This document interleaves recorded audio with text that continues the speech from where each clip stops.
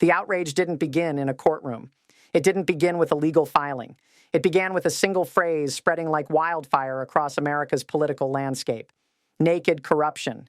Two words that suddenly appeared on timelines, headlines, late-night monologues, and dinner table conversations. And behind those words was a story so unusual, so brazen, that even Washington insiders struggled to explain it. Because for the first time in modern U.S. history, a sitting president was suing the very government he controlled and hinting that the money might soon be his, not through policy, not through business, through settlements, taxpayer-funded settlements. Donald Trump, just 1 year into his second term, had opened two massive legal battles, not against private corporations, not against political rivals, but against federal agencies that answered directly to his own administration. And the numbers were staggering. $10 billion, $230 million, figures so massive they felt unreal, but the implications were even bigger. This wasn't just about privacy leaks. This wasn't just about old investigations. This was about whether a president could use the machinery of government to financially reward himself. The first lawsuit went back years to a former IRS contractor who leaked Trump's tax records to journalists. Those documents had shocked the country, showing that a billionaire president had paid little to no federal income tax in several years. The leak was illegal. No one disputed that.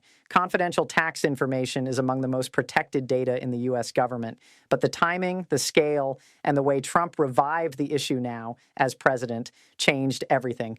Because Trump wasn't just asking for accountability. He was asking for $10 billion, $10 billion from the U.S. Treasury, from taxpayers, from the same citizens he governs.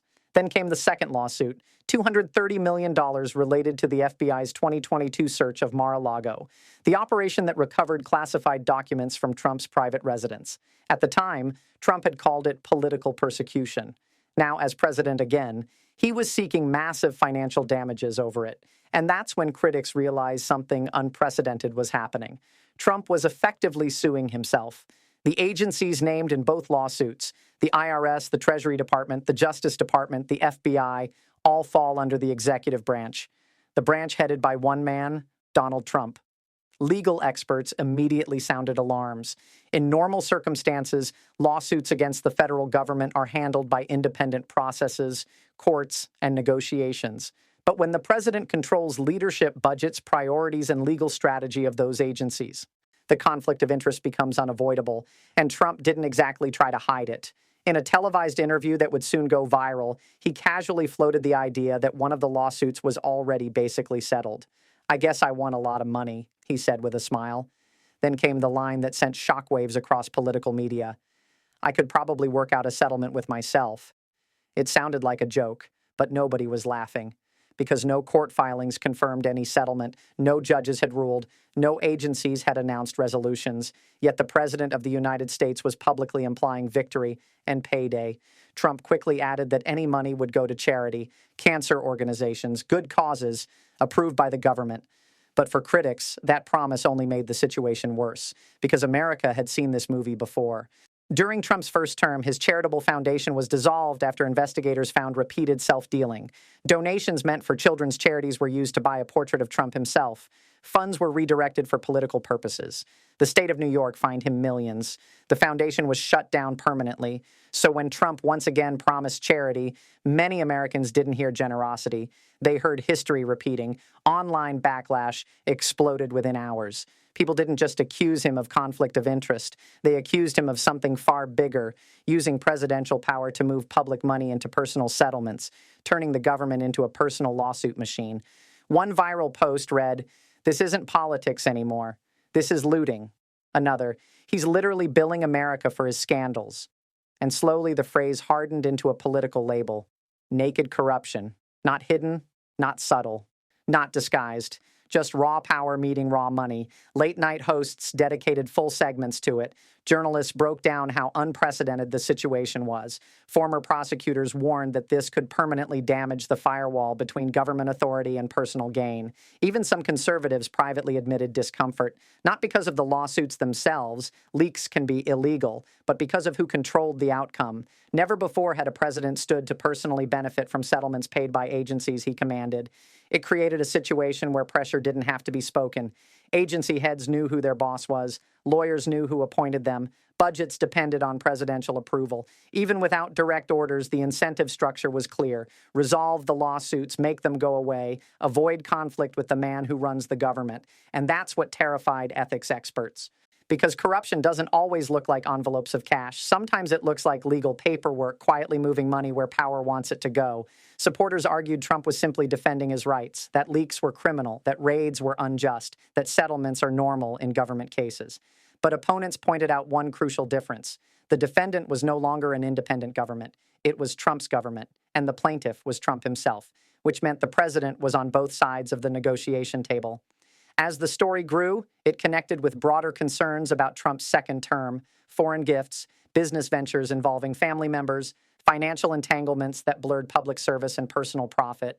To critics, these lawsuits weren't isolated events. They were part of a pattern, power being monetized, influence being converted into wealth, the presidency being treated like leverage. By early February 2026, no settlement had been confirmed, but the damage was already done. Public trust was shaken. Ethics watchdogs were preparing lawsuits of their own. Congressional Democrats talked about investigations, and international observers quietly noted how unusual American politics had become. A president suing his own government, hinting at huge payouts, promising charity while carrying a history of financial misuse. It felt less like governance and more like a corporate boardroom where the CEO controls both the company and the lawsuit. And that's why the phrase stuck. Not scandal, not controversy. Naked corruption. Because for millions of Americans watching this unfold, it wasn't hidden in shadows. It was happening in front of cameras, in interviews, in court filings, in plain sight. And the biggest question wasn't whether Trump could legally pursue these cases. It was something far more dangerous. If a president can use the power of the state to financially benefit from disputes with the state, then where does public service end and personal profit begin? The room was silent, but the tension was deafening. Because behind the headlines and viral hashtags, the wheels were turning in a place Americans rarely see. The inner corridors of federal agencies. Lawyers, investigators, and bureaucrats were grappling with an unprecedented scenario, a president suing the very institutions he commanded, demanding multi-billion-dollar settlements while the country watched, riveted and horrified. In Washington, whispers became urgent conversations. Career attorneys at the IRS and Treasury were caught between defending their agency's integrity and protecting themselves from political fallout. Every memo, every draft settlement, every phone call carried the weight of historical consequence. One official privately noted, "I've never seen anything like this. It's as if the executive branch is litigating against itself." Legal scholars across the nation were scrambling to interpret what this meant for constitutional law.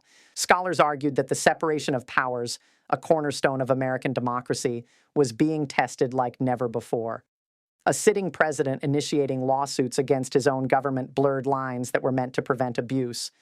Could the head of state truly be both plaintiff and arbiter in conflicts involving public funds? The scenario was dizzying, surreal, and dangerous. Meanwhile, Trump's statements continued to dominate media cycles.